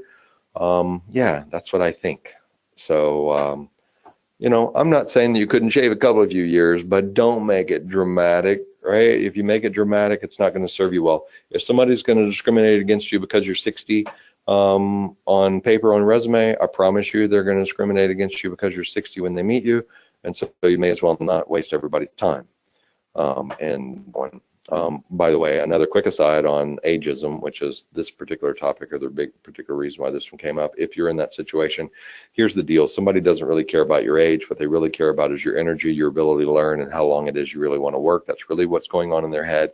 And so during an interview, it's not inappropriate to address anything that you think you might be being discriminated against. That one's the easy one. And then if it were me, I'd kind of go into it like this. Hey, I know you may have some concerns. Clearly, I'm in my mid-50s. You know, you may think that I don't have the energy and the drive. Let me tell you a little bit about that. So, and I'm going to tell the story because what I'm going to do is I'm going to try to set aside what I believe their real concerns might be. It's a little bit tricky. We go into that and acing your interview. But I think in your resume, I think it's a mistake to chop off your history to radically change what your age looks like. It's pretty much like wearing a toupee. I probably shouldn't say that either, but you know, there it is. What else you got, Kelly? We're good. We can go on. All righty. So let's talk about the details under each job. So now we have this thing. So here's what I suggest you do and how you go about laying out the details under every job. First thing is make it easy on yourself. Make a laundry list of bullet points. List everything you can think of. List the tasks you performed, list the work that you did, list the results that you achieved. Most important, list the money that you saved, list the improvement that you created, list the quality that was better. You know, list things that are related to saving money, saving time, increasing quality, right? List all those things. List anything related to improving the team or teamwork. You know, list everything that you can think of in terms of things you did, but more importantly, results that you created, and do not limit yourself. I mean, you know, I decorated for the Halloween party. Okay, write it down, right? This really is one of those times when the ugly first list is the thing you really want to create, just a laundry list. So once you've got the laundry list down of every result that you created, every bit of money that you saved, every bit of quality that you improved, every bit of time that you saved, every bit of better teamwork that you created, all of those kinds of things, right? Now what you want to start doing is grouping those items into similar groups. Find those things that are similar and group them, and only one thought per bullet point, right? Only one thought per bullet point. I want to do a quick sidebar on that. I'm not trying to clean up your bullet list yet. You ought to just lay it out. But here's the deal with regard to these kinds of bullet points when you're thinking about them. When you list tasks that you performed and responsibilities that you had, anybody else who did the same thing you did could list the exact same thing. So if you can imagine a world in which somebody could lift your bullet points off of your resume and put them onto theirs, and it would work just as well, then you don't have a great resume because it isn't unique to you. I'm going to pick on accountants for a second because they're the world's worst about this, which is, you know, you'll have an accountant and their title will have been controller, and they'll say, you know, responsible for accounts receivable and accounts receivable, you know, payable, you know, handle all invoices, you know, responsible for banking. What's like, of course, you're the controller. I mean, what are you telling me that I don't already understand? So bullet points to list what you're responsible for under a title. You know, I was a project manager. I was responsible for making sure the projects got done on budget. You know, I kept the schedule to make sure that things got done. Well, of course you did. You're a project manager. Don't bother listing a bunch of tasks that you perform that just gives a job description that is the same for everybody, because in a crowded marketplace, blending in is not great, right? Zebras try to blend in so that they all look the same, so that they don't get singled out by the predator. Here's what I know: if your resume looks the same as everybody else's, which most of them do, by the way, yeah, you're really boring, and the decline button happens to you. So the thing that isn't is, so when you're going through this laundry list in your first pass, list all the tasks, list everything, but make sure you drill and you dig for the things that were saved money, increased quality, decreased time, teamwork kinds of things. Dig for the things that, if ask yourself the question, hey, if I talk to my boss or my supervisor, what would they say got done? What was better because I worked there? What did I do better than someone else? What improvements happened along the way? Write those things down. That's what's most interesting. Like the work that you did, kind of who cares? But the results that you created, that's what matters, right? That's what matters. 98% of every resume has nothing but tasks that were performed and talk about none of the results that were created. And the truth is, people say, hey, I did this and I did this other thing and I did this other thing. And in my mind as a recruiter, I'm going, yeah, but did you do them poorly? Or how well did you do them? Did it matter that you did those things? Did somebody even ask you to do those things, or those things? I mean, what are you talking about? I did that thing. So did everybody. Everybody who was ever a network engineer, configured routers. Okay, awesome. Great, you configured routers. You're a network engineer. Tell me something that I don't know. I'm really not trying to be flipping this call. I'm just telling you what snarky things go on in the back of a recruiter's head when we've seen 300 resumes in a day, and they're all exactly the same. So make a laundry list and then group items that are similar together, right? Group similar items together. And then what you do is, for your most recent roles, I'll let you keep 7 groups of bullet points. That's all. I'd rather you have 5, but keep 7 if you really have to. But 5 is better. But 7 if you have to, and it freaks you out to get rid of 2 more, you can get rid of them later. But 5 to 7 relevant groups for most recent kinds of things. When it gets back further to things that either aren't relevant or aren't recent, 1 or 2 or 3 is fine. And then what you can do is select or combine. Once you have these groups, so for recent things, you got like 5 groups, then 3 groups, and then 2 groups, and then 1 group. You pick the most relevant one. If you have multiple bullet points under those groups of bullet points, because you can't have a group of 1, right? That works, it's a group. But now what you want to do is to take those bullet points that are under those groups and combine them together and limit it down to just 1. So you get 1 bullet point per group, right? That's it. That's it. This is a marketing piece. Less is more. Most recent things, you're going to have no more than 7 bullet points, please. No prose, no paragraphs. I can't read that fast. It's going to be 5 to 7 bullet points, 5 to 3 bullet points, 3 to 2 bullet points, 2 to 1, right, for things that were in the past. And when you go way back in the past, you can even group multiple jobs together. I had 15 years of hotel and restaurant management experience with high-end, with these kinds of places. Collapse it all together. So bigger is better. Bigger chunks is better. Collapse them down. Fewer bullet points at the bottom, more bullet points at the top. Take these groups, group them together, or take these bullet points, group them together, pick the most relevant groups, and in each most relevant group, you only get 1 bullet point. Okay, that's all. Now, this is a lot of work. I'm not suggesting that this takes 30 minutes. I'm suggesting that I have written so many resumes and seen so many resumes. If I had to sit down and write a resume this weekend for myself, I would do it over 2 days, and I would probably spend, oh my goodness, it'd probably take me 10 hours to do this at least, right? And I wouldn't like it, and I wouldn't enjoy it, and there wouldn't be anything fun about it. And there's nobody for whom it's fun. But if you do it this way, you can end up with one that rocks. All right. Final thing I want to do on this slide is, now when you look at those bullet points you're left with, if there are tasks like responsible for such and such, or something that you just did, right? Here's a thing that I did. That's okay. But what's going to be better is to convert it into a result. So you can ask yourself these questions. All right, so I did this thing. I did X, Y, Z. Well, okay, great. You did X, Y, Z, nice. So what was better because you did X, Y, Z? Who was the receiver of that? Why did it make a difference to your organization? How did it save money? How did it make money? How did it save time? How did it improve quality? How did it reinforce security? You know, how did it help accomplish the mission? How did it help accomplish the goal? What other people benefited from the work, right? I mean, that's the stuff that matters. Because you did something, kind of who cares? I don't even know how well you did it. You know, I don't know what to say about what you did. But when you talk about how it mattered, then it starts becoming interesting.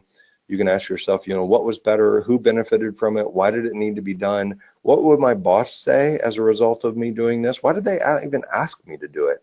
Now, if the answer to your question is, I don't know why they asked me to do it, then my suggestion would be for every role you have from now on, understand why they're asking you to do those things, because doing things isn't what's important. The result of doing things is what's important. So if you understand the results that you're achieving or why you're achieving the results, then you'll be better connected to the business and you're better prepared for your next role. All right, so that's the details under each job. Hey, I can get on a roll sometimes, huh? All right. But here's the reason why, because I think that this stuff matters. I think that work matters. I think that you being aligned with an organization that serves your purposes, where you can feel energized, where you can make a difference in the world, where you can do work that matters with people who matter, and you can create economy. I think that you're doing something that's really, really important. And I think that because unless you have a resume that rocks, you're not going to get as much, you're not going to get as many opportunities to make a difference in the world. And it's really important to me that you are able to fulfill your destiny in terms of the employment that you're doing. And it's important to me that you get to work. And it's important to me that you make a difference in our economy, right? I mean, that matters to me. And it matters to a lot of people. So it's not just you. It's that if I can help you be better aligned with a team of other people who need your help, and you can do work and you can get paid and you can create products and services that matter to others, that means that you're changing the lives of the people you work with, you're changing the lives of the people who your company touches, you're changing the lives of your family. And so we can make a lot of difference in the world by writing a better resume, because you get better aligned with the things that you do. So I think that this stuff matters. So that's the reason why I kind of care about it, and maybe why I go on about it a little bit. All right, let's talk about this. Let's talk about how to make your past roles relevant to your future. So here's the deal. People talk about transferable skills. I think it's the wrong phrase, quite frankly. And, you know, please don't go off in the world and tell anybody, well, Gary told me it isn't about transferable skills. Just know that through the session, you're going to learn another phrase. So when somebody says transferable skills in your head, I'd like you to translate that to something more like, well, transferable characteristics or attributes, or, you know, transferable ways of thinking, right? It's not just skills, because the truth is, if you were in the Air Force and one of your greatest skills is, you know, has to do with the, you know, configuration and tuning of ailerons on the airplane. I'm not sure what all you do as an airplane mechanic and a avionics expert. I think it's fascinating. I wish I knew more about that. I'm the curious guy that wants to know about everything. But what I know is some of those detailed skills that you have aren't directly transferable into the IT world. The skills aren't. But what is the characteristics that you had to exhibit to be great in your job and in your role. It's the characteristics of the roles that are really important. So here's what I suggest you do, is that consider the kind of role that you are transitioning into, or the kind of role that makes sense for you next as a step in your career. Because if you're not looking forward to making a significant step in your career, don't waste your time writing a resume. Why would you do that? You may as well like do something else that's awful. But you know, the assumption has to be you're going somewhere and this place needs to matter. So if you can envision yourself in the role that you're going to be in, and start thinking about the characteristics that's going to make one person really great at that and another person not as good at that. And I don't mean their skills, because the truth of the matter is that employers and hiring managers and everybody are way too focused on skill. And the reason why they're way too focused on skill is that, you know, the things that make you great are your passion, your energy, your drive, your motivation, your ability to get things done, the fact that you actually care, your understanding of how what you do affects the success of your organization. You know, those are the things that make you great. Your ability to do the work is jacks are better to open. If you don't play poker, that means that your ability to do the work is just, that's the minimum criteria. I mean, clearly you have to be able to do the work. But beyond that, it's everything else that matters more. And it's the thing that makes somebody great as opposed to that makes somebody meh, right? So when you start thinking about, let's say as an example, you're transitioning into an IT role, and here's some characteristics that are important for people to be really successful in IT. They need to pay attention to security related kinds of things. They need to have that kind of a mindset. Attention to detail is really, really important. Let me give you a great example. Comcast came out to my dad's house the other day. It's maybe not quite an IT role, but Comcast came out 2 days ago, and they hooked up the new service. We were getting rid of Frontier.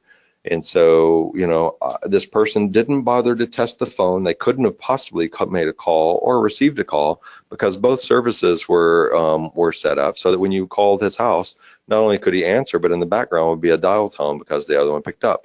Attention to detail in IT is really, really, really, really critical.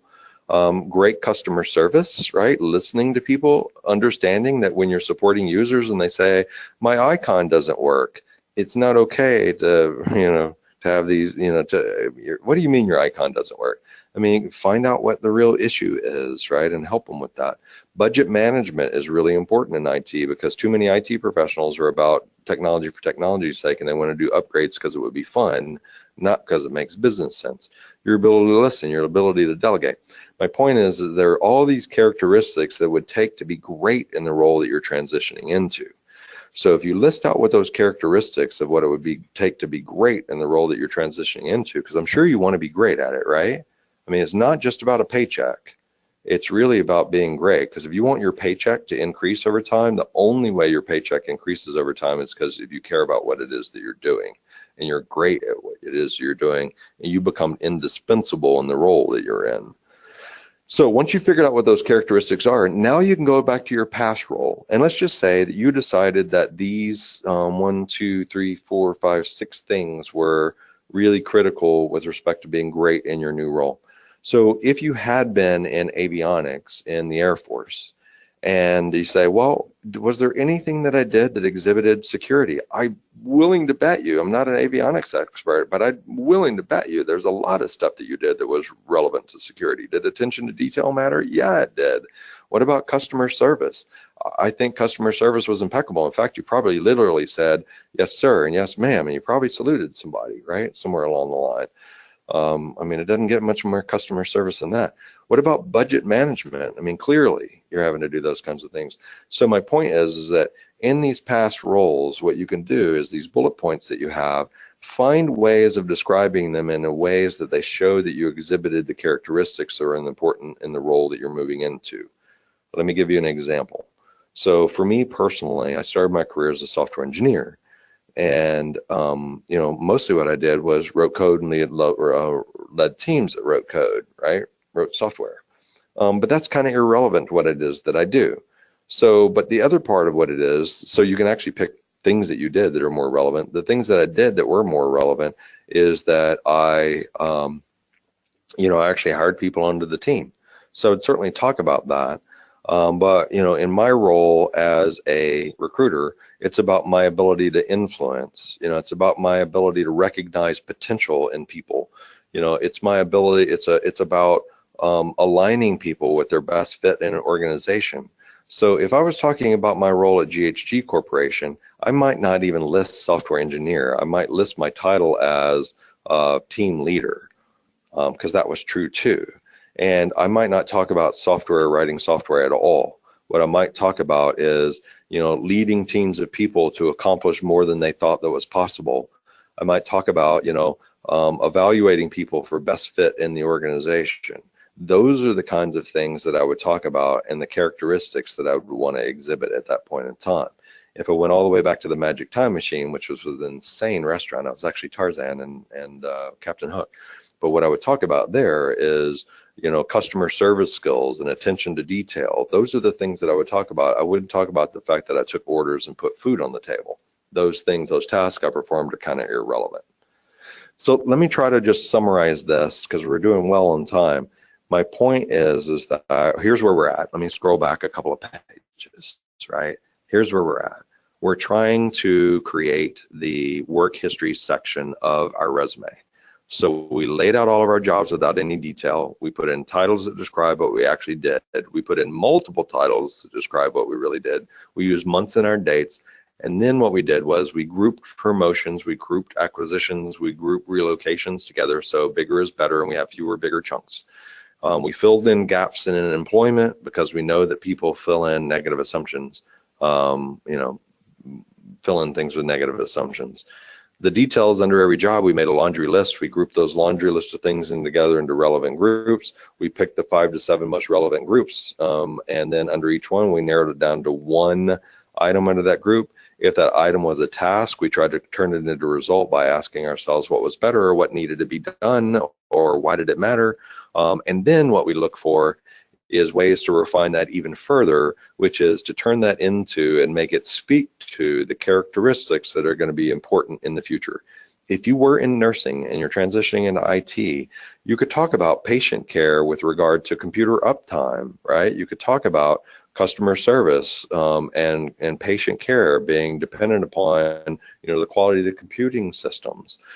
There's all kinds of ways that you could describe it, because I know that if you go into any clinic or hospital or doctor's office, the nurses are spending a lot of time on the computers. And so if somebody's looking, if they see the intro, which we're going to get to that in just a second, the intro of your resume, and they see you as an IT professional, and then they start going through your work history and they see that you were a nurse, and under nurse, you talk about how important uptime and security was because of HIPAA laws, computer security, and everything you talk about as a nurse is about how proper use of computers was relevant to the care of your patients and the success of the hospital.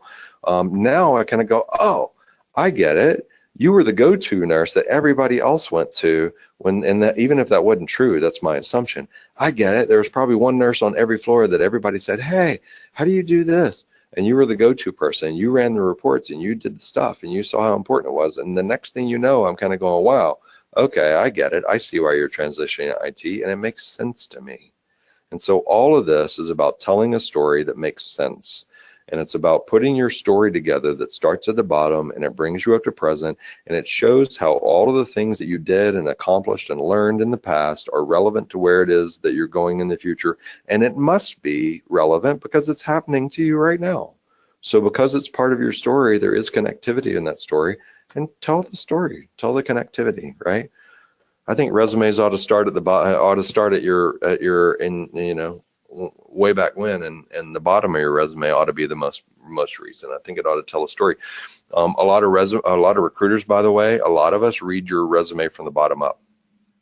You might not know that. We read your resume from the bottom up because it doesn't make sense to us that it starts at the most recent thing. We want to see your story. So tell your story, but tell your story in terms of where you're going, not necessarily in terms of where you've been. So that's the summary on all that. What do you think, Kelly? How are we doing? Does that make any sense to you? Yeah, we had one question that I wanted to go over right now, if you have a second. Sure. This person was asking about, let's see. They were talking about when the gaps in time, the gaps in the resume. So they said that you addressed the short time in gaps, but what should they do for anything that's like a 10-year gap, not working since 2007? Probably the same thing. I mean, tell the short version of your story. And if the short version of your, or I shouldn't say that. Make the long story really short. So it'd be hard to know exactly, and every situation is going to be a little bit different. But a common one would be somebody taking time out of the workforce to take care of their kids, right? So if that was the case, that one's fairly straightforward. From this time to this time, I don't know how you want to call it, but anything that makes you comfortable, basically say. I mean, you could literally say stayed home to take care of the kids. I mean, tell your story. Yeah, I still think you do the same thing. Just find a way that in that time frame and whatever 1 or 2 bullet points you use, just tell the reality of what's going on.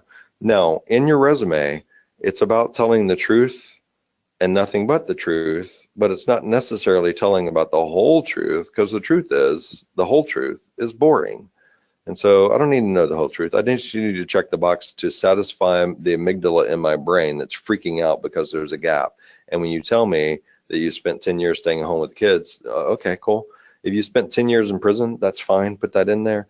I don't know exactly how you would want to word that, but there's got to be some simple way to fill in even long gaps. There's so many examples that there could be that you know, I can't give you a pat answer on how to answer that, but I do know that you probably ought to tell the story.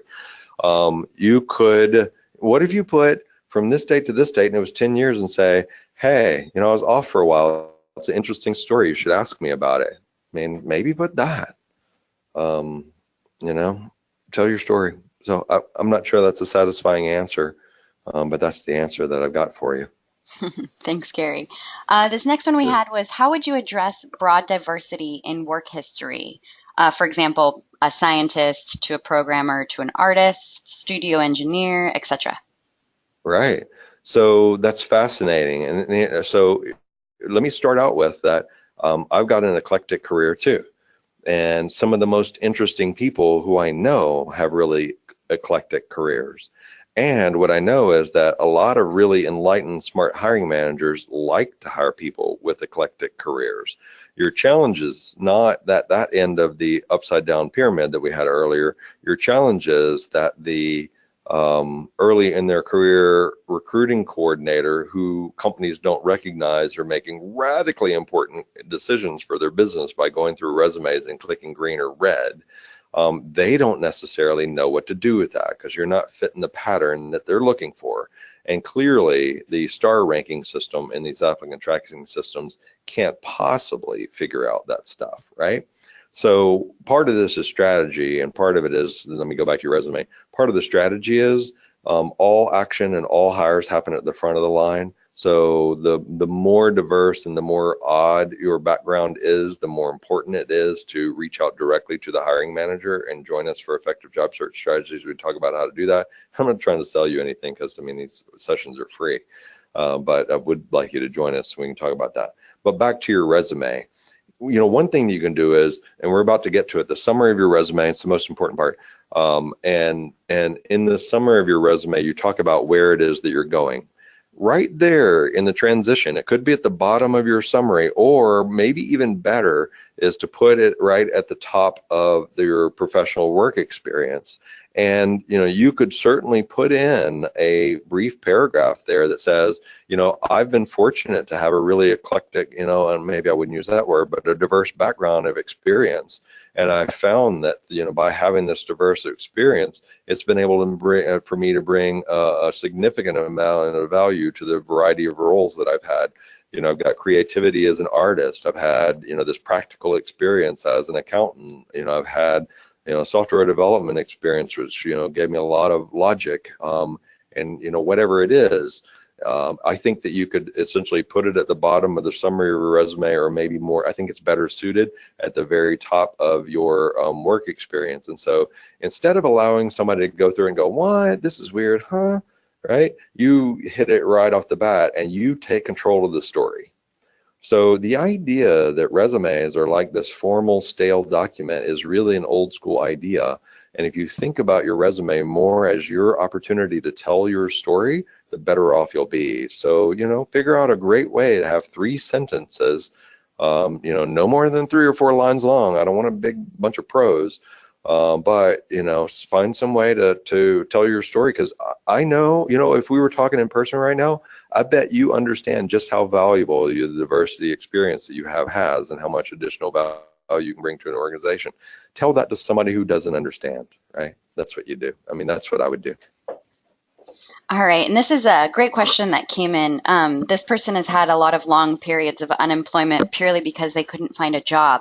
How would you make that look positive on a resume?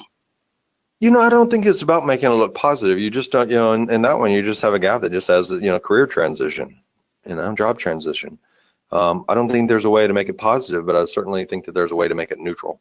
Now, if you're talking about gaps of like a month long, then you can just adjust that by your date. So as an example, you can fudge it just a little bit, and some people are not going to be comfortable with this, but if one job ended in April and the other one ended in June, or started in June, is it that big a deal to change one of those, make one of them be the month 4 and the next one be the month 5?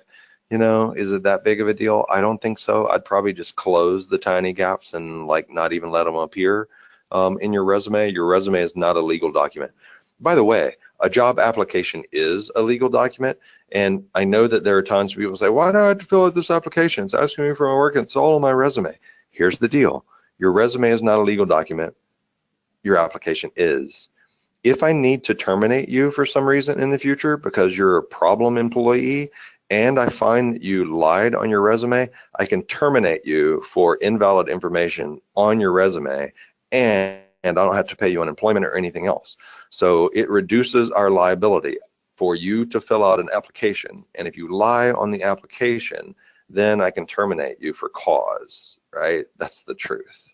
And so when you get to filling out an application, you probably want to show the gap, but by then you already got to the point where somebody likes you, and you might say, hey, Joe, by the way, I'm putting that in there. And you could bring it up then if it really matters. So close tiny gaps, and other than that, you just address the gap head on and just say, job transition.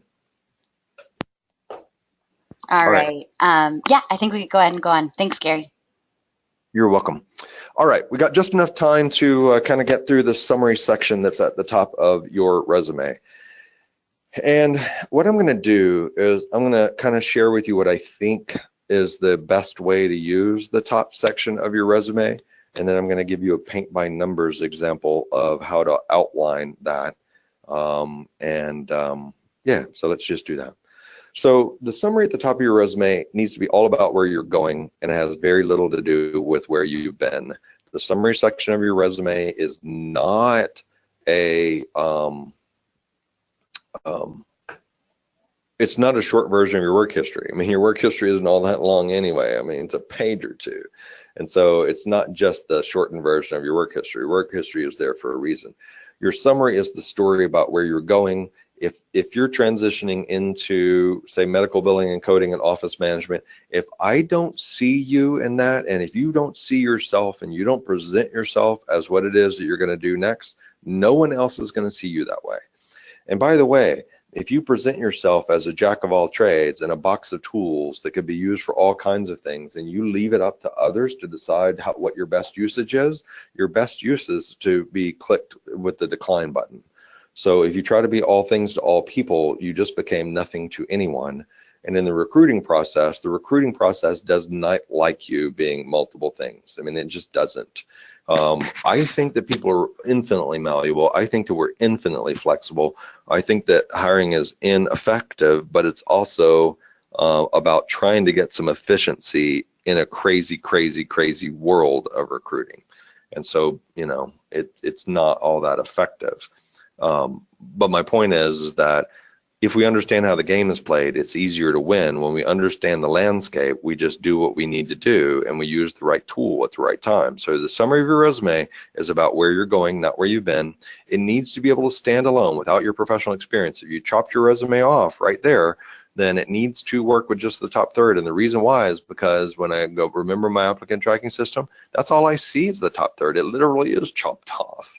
Right, so all I see is that. So if I didn't have, my choice now is I see the top part of your resume and I either hit decline, nominate, or I have to do the hard thing, which is scroll down. It's a whole lot easier to decline you than it is to scroll down. That might sound silly, but you talk about somebody who's working at Google and they're making their way through 500 resumes a day, I promise you that's what's going on. List certifications, training, those kinds of things near the top of your resume is really good because that reduces your risk if you're in job transition. And list past accomplishments that demonstrate relevant characteristics, right? List past accomplishments, a couple of them that demonstrate relevant characteristics, not skill, right? So let me show you how this works. The summary of your resume really is the same thing as if somebody said, so tell me a little bit about yourself. What are you going to say, right? what you're going to say when somebody says, so tell me a little bit about yourself, is the same thing you'd say at the top of your resume. Now, when I ask people that in an interview, and I do it all the time, hey, so tell me a little bit about yourself. The two most common answers I get are, well, I was a project manager over at Dell, and I, kept budgets on budgets and schedule on schedule and resources on resources.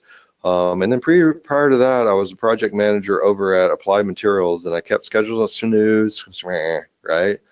I'm so tuned out at that point in time. It's like, one, they're going the wrong direction, they're going backward in time, and they're listing job titles, and they're telling me the tasks they performed. I mean, when you tell me you're a project manager, I already know exactly what tasks you performed.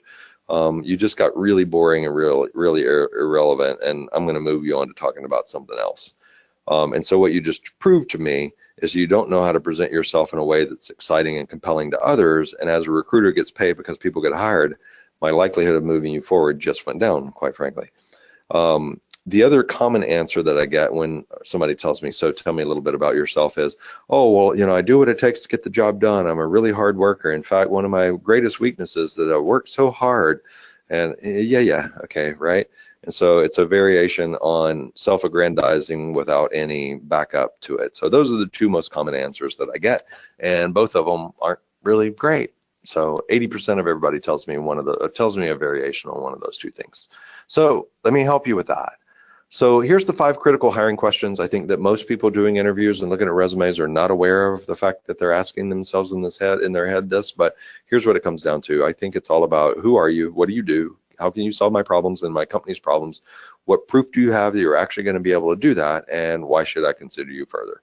That next to last bullet point, what proof do you have, is really another way to look at that is, can you help me reduce my risk, right? Can you make me not feel scared? Can you make me feel confident that you're actually going to be able to do what it is that you say that you can do and that I need you to do? So who are you? What do you do? How can you solve my problems? And do you understand why you're solving these problems? Do you understand how it ties back to my business? Do you have a clue why it matters to me? What proof do you have that you're actually going to be able to be successful at this to make me feel comfortable? And why should I consider you further? That's it, right? Those 5 things. And this little paint by numbers thing that I'm giving you right here is designed to answer those 5 things. So it goes like this. My name is blank. My name is Gary O'Neill. I am a system administrator and IT security specialist, right? I am a blank and a blank. And my suggestion to you is you give people 2 things that we want to pigeonhole you in a hurry. Give me 2 ways to pigeonhole you. Give me this direction and that direction. And instead of a title, like I could say, I'm a recruiting manager. But what happens is, as soon as I say recruiting manager, if you're trying to hire an individual contributor, I just took myself out of the running. So it's a lot better to use things like specialist. I'm a recruiting and talent acquisition specialist. So now I can become a manager if you need me to be one, and I can become an individual contributor if you need me to be one. So I'm a system administrator and IT security specialist with this thing that makes me unique, this thing that makes me different than other people who could say that, with CompTIA A+, Net+, and Security Plus certifications. With a strong background in technology and electronics, with something that makes me unique and is supportive of those things that I just said, right? I'm a system administrator and network security specialist with a significant amount of experience in hospitals and clinics using, IT systems to support, hospitals and patient care. I didn't say I was a nurse, right? Did I?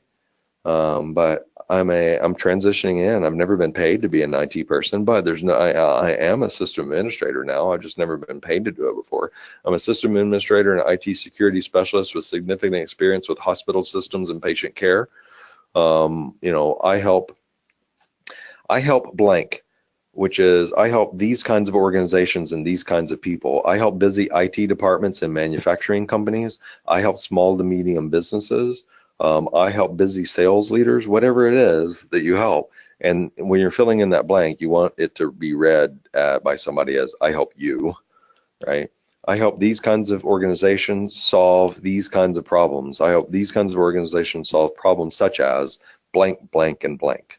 I help busy IT departments keep users productive ensure that IT company assets are protected, and that we, maintain the, IT related budgets if that's relevant to the work that you're doing. And the problems that you solve are always one step above the task you perform. The problems that you solve are why you're doing what you're doing, not what you're doing. Why did you do it? Well, I did that to keep users productive. I did that to keep assets safe. I did that to minimize cost. I did that to make customers happy. I did that to bring in revenue. So whatever task you perform or whatever work you do in the role that you're transitioning into, why do you do it? That's the problems that you solve. And those are the business problems, right? That makes you a whole lot more interesting. A few of my accomplishments or a few of my skills are, or some of my relevant training is, all of those things will work there, is this one, and that one. And I am ready to do this thing. I'm ready to join an IT organization where I can make a significant business impact, right? Something like that. So let me give you an example. Here's one. I'm a network professional IT security specialist with CompTIA A+ Network Plus Security Plus certifications. I help business get the most value out of their computing investments by ensuring that users are productive, servers and networks run smoothly, and IT assets and company data are secure and protected. Examples include Microsoft desktop support, configuration, troubleshooting, network configuration and maintenance, security policies, procedures, and tool configuration. I'm looking to join a company where my IT skills can make a difference and I can help increase user satisfaction and keep IT assets running smoothly. Bang. There you go. So if you use this, so the whole point is to paint a picture of where it is that you're going, not where you've been. This doesn't say anything about where I've been. This says everything about where I'm going.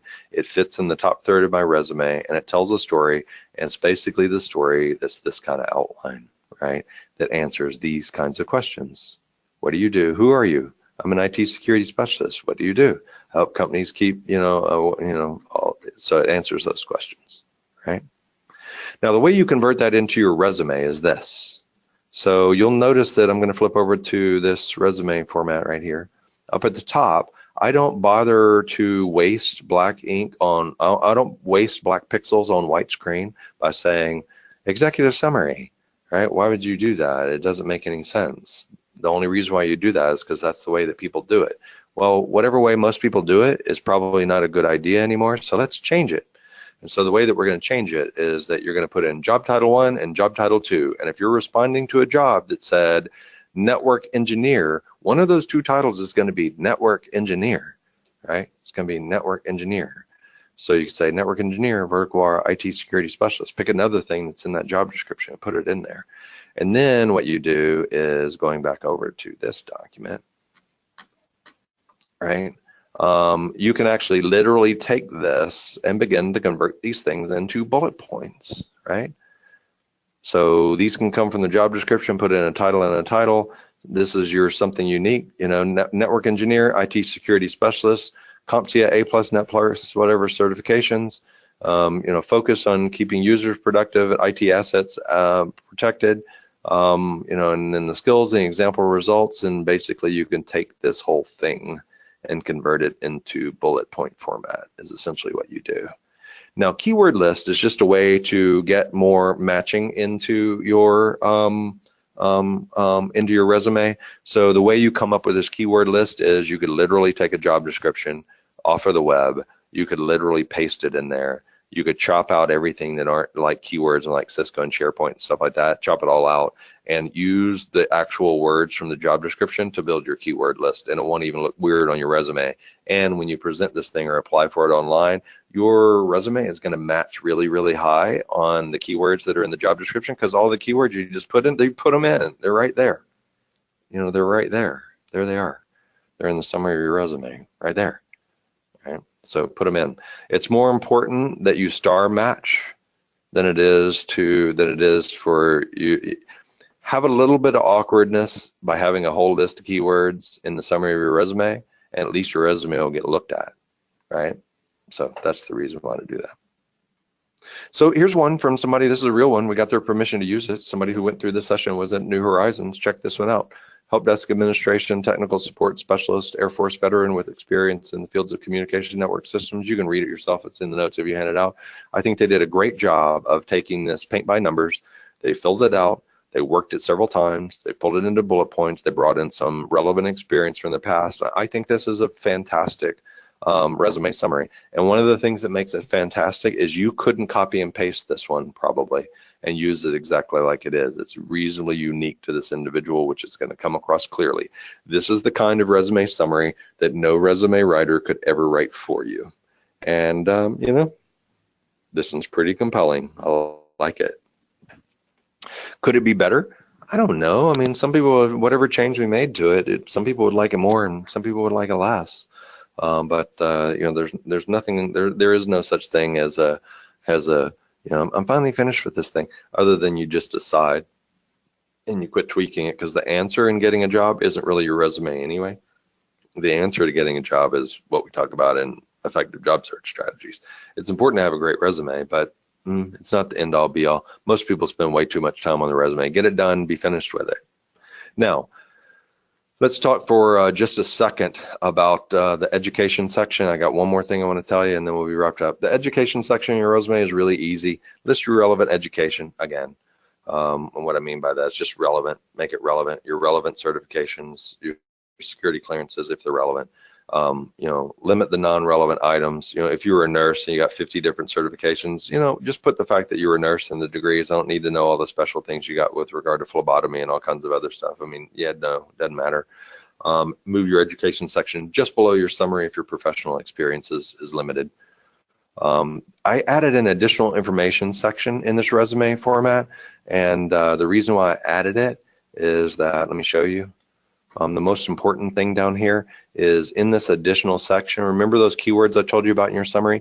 You do them here again, and if I had time I would show you, but I think you'll get it, which is when you see a job that's posted online somewhere, what you do is you take that job description and you literally paste it right here. Literally paste it like the job description, all the text from the job description, and then go through and hack it apart.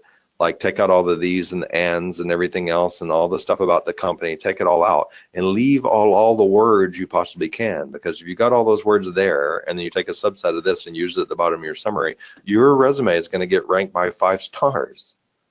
Right? I mean, let's call it applicant tracking system hacking. So we're gonna copy and paste large sections of the job description into our resume so that we star match. Right? And the good news is that everybody else isn't going to do that. So you're going to be 5 stars. And if I got paid because you got hired, my likelihood of getting paid goes up because you were brave enough to copy and paste the job description into your resume. Isn't that funny? Right? I don't know. I think it's kind of, yes. Hey, Gary, sorry to interrupt. If good. you have a second, can you go back to the summary part?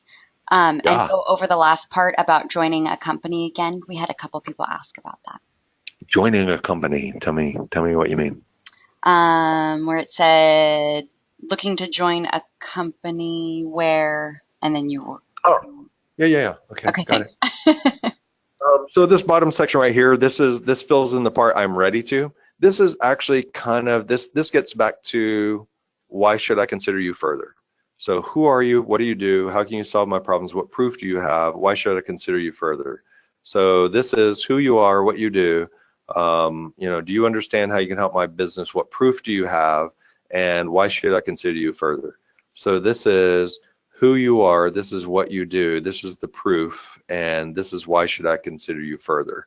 And so it's the modern day version of an objective. The other thing you can make yourself look really dated is to have an objective at the top of your resume. Right, so it's the modern day version of that. And the idea is I'm just rounding out this thing. I'm looking to join a company where my IT skills can be used to make a difference. It's your ability to advertise the fact that you know that it's more about your skills and experience. It just rounds it out. You could have a really nice summary here and actually get rid of that if you wanted to. I just think it rounds it out nicely. Does that answer that? Yes, we can go ahead and go on. Sorry. Okay, cool. Well, there's not a whole lot to go on to, because I think we've we've really talked about it. So, you know, about the only thing that I didn't point out and go to is in this template. Notice that I have this one format that's a little bit different than the other. This is what you can use if you've had really long history somewhere, if you were in the military for 20 years or anytime, if you were independent consultant and you did a lot of stuff under one heading. what you can do is put the total time here. You can put, U.S. Navy or independent consultant or whatever it was you did. And then if you were in the Navy or whatever, the military, any branch, or even with IBM or one company for a long time, what you can do is show that you were with them for a long time, and then basically peel out like 2 or 3 major phases of what it was that you did. It doesn't have to be please don't tell me every time you relocated and stuff like that. Please don't give me exhaustive detail. Just give me some broad brushstrokes. If you're an independent consultant for a long period of time, then give me a couple of example projects that you did. I don't necessarily need the dates on them, but give me a couple of examples of some big work that you did. So this is the format that you use if you did something over a long period of time. This is nice because of the format change. It becomes clear that it was a long period of time and you did multiple things, and that makes sure that it doesn't look like that you just changed jobs 5 or 6 times during that period of time. So that's what that format is for. I just wanted to point that out because I hadn't pointed that out before. But altogether, yeah, make the top of your resume simple. It's not it's not a legal document. Do those kinds of things. I'd skip down to the professional experience section.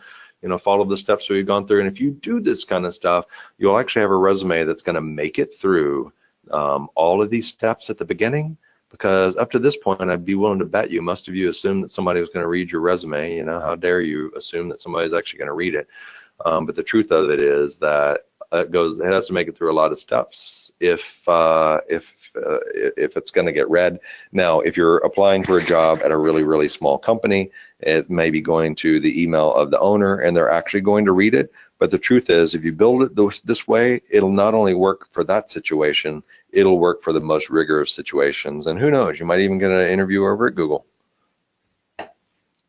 So that's my time, and I'm happy to answer questions or anything else we got out there. Hopefully this session was useful to you. Reach out to me, connect to me on LinkedIn, and happy to answer any questions, but I'll hand it back over to you, Kelly. Thank you so much, Gary. And while everyone, if anyone has questions for Gary, feel free to ask those. What I'd like to do, though, is point you guys in the direction of your New Horizons career consultant, who can also answer any questions that you might have, and review your resume, give you some pointers. So if you don't already have a New Horizons career consultant, or you don't know where your local center is, you can log on to newhorizons.com and do a zip code search to find your nearest center. Also, a quick reminder, this session is being recorded right now, and later today I will send you all a link to view the session recording so that you can review any information that you may have missed or go back with the handouts that we gave you and go over it further and more in depth. Also, we've got a schedule of upcoming webinars posted on our website. So if you go to newhorizons.com, click on the webinar section, you'll be able to see all of our upcoming webinars that you can register for. There is also a button on there to go to the webinar archives, which is a full library of over 40 of our past webinar recordings. These are all free to you, so I highly recommend that you guys take advantage of that. Gary, real quick, if you have a second, I know we're over time here, but we did have a good question. For someone that has design and copywriting background, and work in advertising, in that field, the resume designs can get kind of crazy. What do you think about adding design elements in a viewable or in-person resume handout? Yeah, no, I think that's great. I think that's the only field in which it makes sense to do that. There's no question. I wouldn't probably use that one if I was applying online. What I would do instead is way at the top of your resume make sure that you put some white space around it so it stands out. You might even put caps in front of it. It's called "View My Portfolio" and give them a URL and give them a link so that, my point is that if I was in my applicant tracking system here and I'm going through and you made some space here in white space and in all caps it said "View My Portfolio" and you gave me a link, I'd probably actually go view it, right? But the problem is if you try to make your resume that you apply, click the apply button, be all that pretty and stuff like that, it may get screened out because it get ugly right here. But what you can do is once you've made it to this point and a recruiter is actually talking to you, now you can email them the one that really demonstrates what it is you can do. And clearly in that you'll have links to your portfolio and things like that. So that's what I would do. And your LinkedIn profile, of course, gives you an opportunity to put some of those things out there. So great question. I love that. But that's what I would do. Make sure it stands out in text so somebody sees that link that's up there.